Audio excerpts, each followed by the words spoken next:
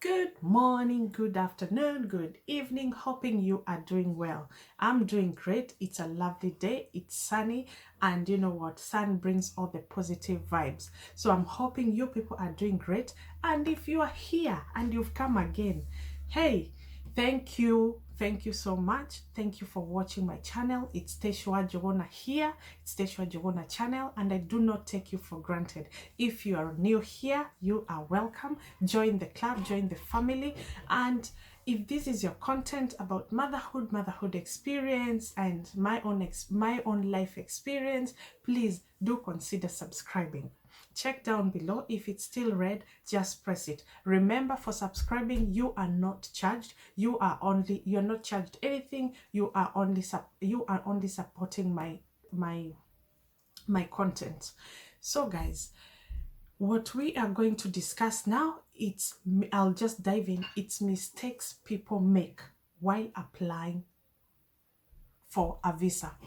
If you do not know, I'm originally Kenyan, but I live in the UK, and I've lived in the UK for more than a decade now, and meaning I've had to support a family or friends when applying for visit visa, so that they can come and see us or visit us. So guys, if you'd like to learn, if you'd like to learn 1, 2, 3, why don't you stick around? Yeah, because we are here to learn. I'm here to learn from you guys. So remember to comment down below. And if I say if the content is good, why don't you give it a thumbs up?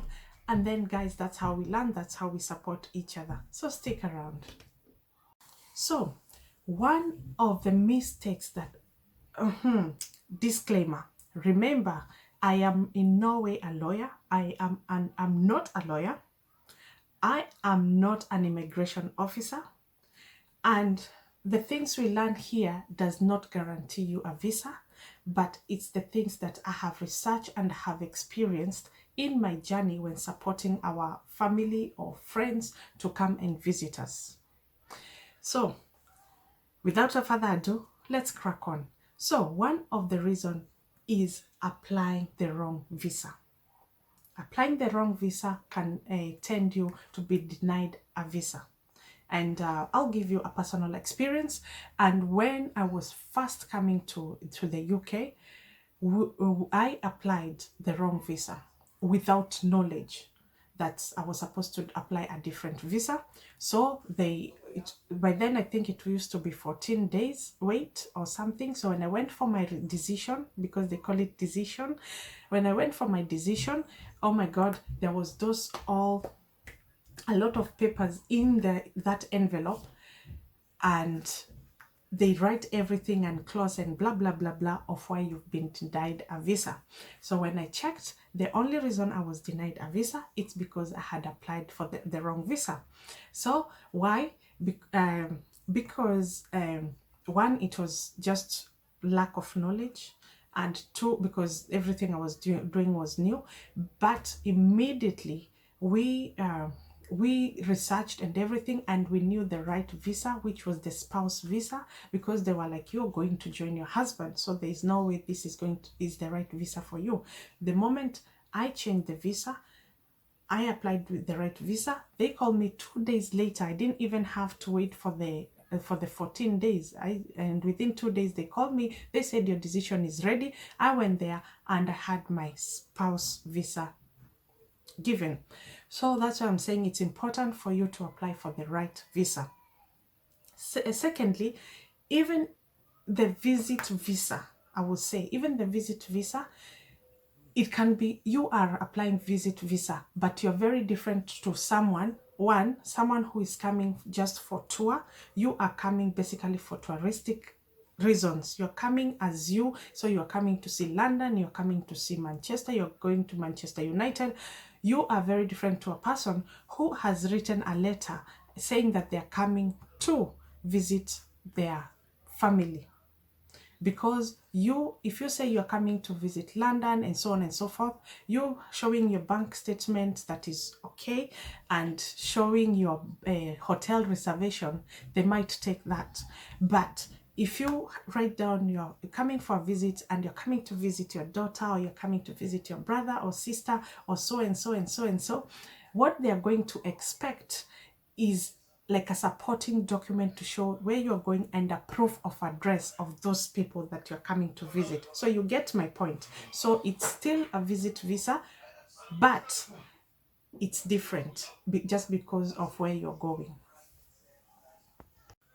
Another mistake people make is you lacking to show that you'll be going back. You have to give a proof that you're going back, and that proof one is, if you're a student coming to visit, make sure you have a letter from school, and the letter is written by your, what are they called, headmasters, headmistress, principals.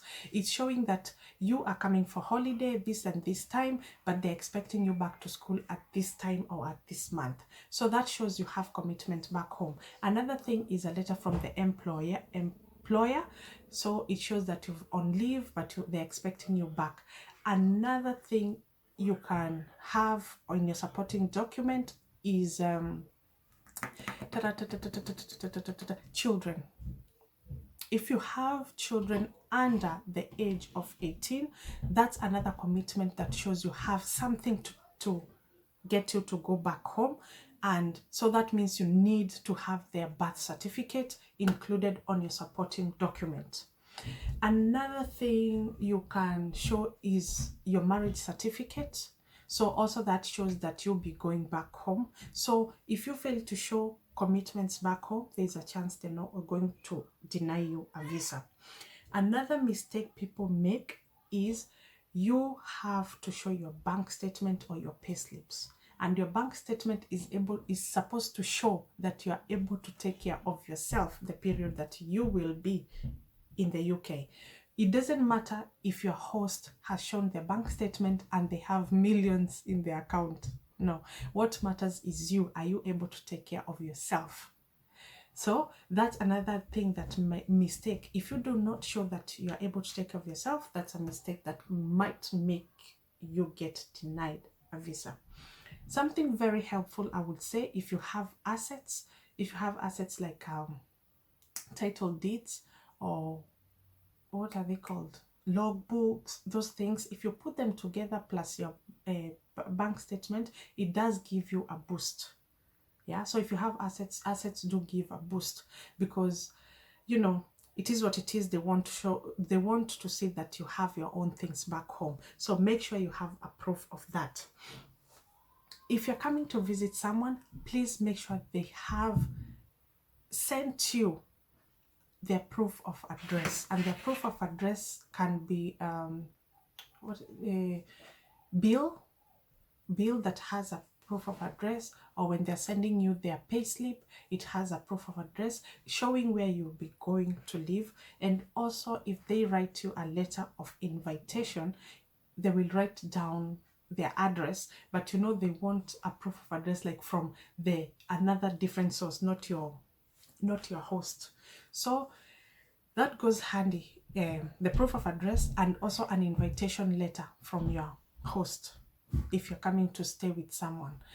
The host will write down who you are to them, probably how you met, and the letter should be, I'm so and so, I live in a 3-bedroom or a 4-bedroom, I have 2 children or 3 children and a cat, and so is my sister or my brother, and I would really love if she's able to come and visit us, because the children will be happy to show them around, go and feed the ducks and go to the park. Like, just make it very juicy. And that the letter has that you have been invited, you write a letter agreeing to what your host has written, like, hi, I'm so happy you've invited me to your family. I'm happy to, if the process is successful, I'm happy to join you there, and so forth and so forth, so I can visit this place and this place. Like, you're showing you are agreeing, you are in the same. Yeah, so that what you're avoiding is the people that are deciding having loopholes. Okay, and remember, disclaimer, I am not a lawyer. I am not an immigration officer, but these are the things that can boost your chance of getting a visa. Okay, so we've talked about proof of address, we've talked about the right visa, we've talked about your financial status, which you should be able, you should show that you are able to take care of yourself. We've spoken about responsibility, things that shows you will be going back home. Yeah. And guys, I think the most important thing, make sure your documents are genuine, because if you take fake documents to the embassy, UK embassy, you are straight away banned to apply or come to the UK for 10 years. 10 years, 10 years, 10 years. So guys, make sure your paperwork is genuine, very, very genuine. Yeah, to avoid all those things. Because what happens if when you're denied a visa in the UK, I'm not sure if they do the same thing now, but they stamp at the back of your passport. Yeah, and then the next time, like, they denied, and then if whenever they deny you, even if it's a genuine reason they have denied you, as long as they've denied you, they will write there. So if you're applying for another visa, they always ask you, have you ever applied a UK visa? Or as a country, these countries, they give you choices there. Yeah. Were you denied? Why were you denied? You know, so if you are denied because of fakeness, then there's a chance it's going to affect other visas if you ever want to travel. So make sure your papers are genuine, and make sure whatever you write there is genuine, and make sure if you are granted the visa and you're coming, when you are coming, because sometimes maybe I might be inviting an aunt who, yes, the auntie knows me, but you know, because my children's name are difficult, they might not be able to pronounce them. Remember, if you're in Kenya, we have our, like, if I'm, for example, let me say I'm Teresia Wanjiro, an example. If that's my name, then my auntie knows me as Shiro or Wanjiro or Teresia. But you find here we use the first name and the last name. So they will probably know my daughter's name as Waboy. You see, but here the first names are the ones that are normally used. The name will be the first name and the last name. So you'll find they might not be able to pronounce or say your children's names correctly. So those are very tricky things, because if they do it wrongly, if they say it wrongly, then although you've been given a visa, that's a reason to start doubting at the airport immigration if they're really your relatives. So make sure they know your address, make sure they know, make sure they're updated with your life, because as abroad people, we live very far from family, and sometimes it can be 3, 4 years, 5 years you've not seen someone or spoken to them, but finally because of reasons or family reasons, they would like, or you want them to come and visit, so they're not up to date with your life.